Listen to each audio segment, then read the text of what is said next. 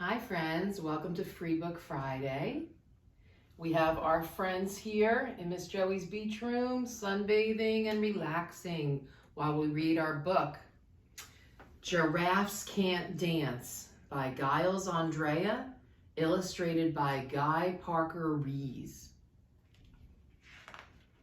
Let's see why giraffes can't dance. Gerald was a tall giraffe whose neck was so long and slim, but his knees were awfully crooked and his legs were rather thin.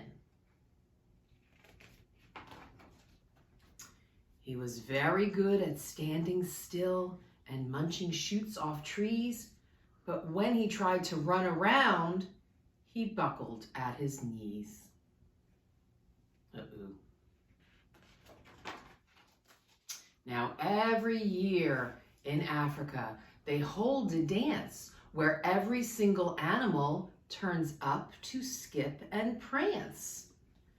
And this year, when the day arrived, poor Gerald felt so sad because when it came to dancing, he was very, very bad.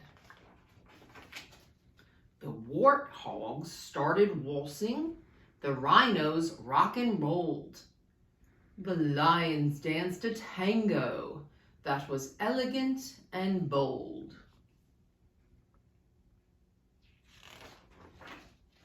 The chimps did a cha-cha with a very Latin feel, and 8 baboons then teamed up for a splendid Scottish reel. Oh my goodness, fun stuff. Gerald swallowed bravely as he walked toward the floor, but the lions saw him coming and they began to roar. "Hey, look at clumsy Gerald," the animals all sneered. "Giraffes can't dance, you silly fool. Oh, Gerald, you're so weird."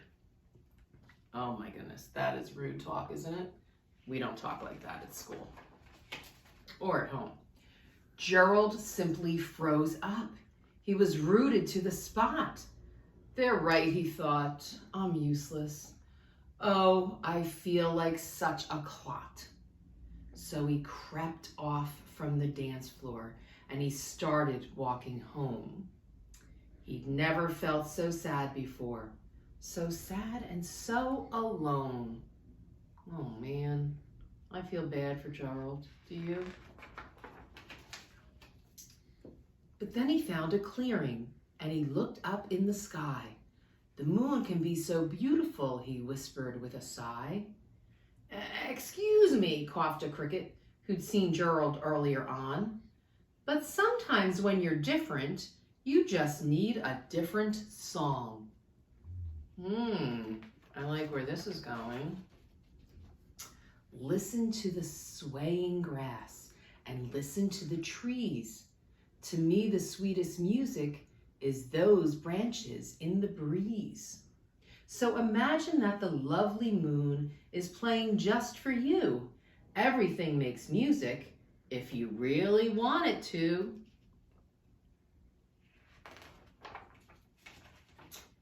With that, the cricket smiled and picked up his violin. Then Gerald felt his body do the most amazing thing.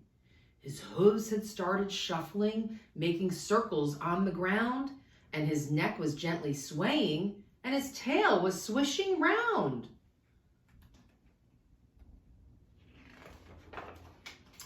He threw his arms out sideways, and he swung them everywhere.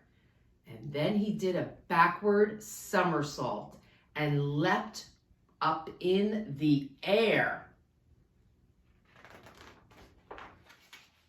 Gerald felt so wonderful. His mouth was open wide.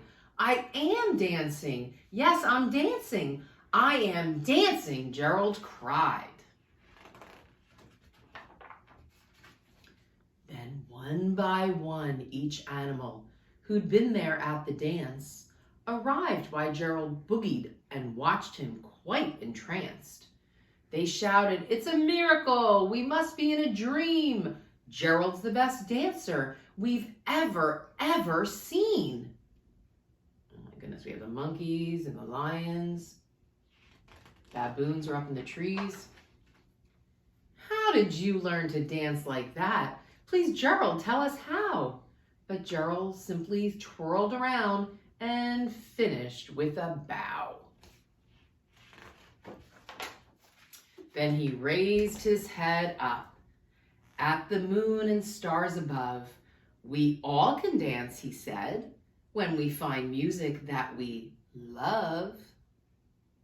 Oh, that's nice. So Gerald was able to dance, and even the people that were kind of a little bit rude admired him and talked to him and gave him compliments. See, I like that ending very much. So, friends, this is probably our last Free Book Friday for a while because we are going back to school and getting ready to get back to school. So I am so glad that Class A has been watching and Class B has been watching and our preschool Class C has been watching and our kindergartners. And some of you we're going to see now, some of you will see at the end of the summer, and I will keep you posted. But for right now, happy Free Book Friday. I've enjoyed being with you and I love you all very much. See you soon.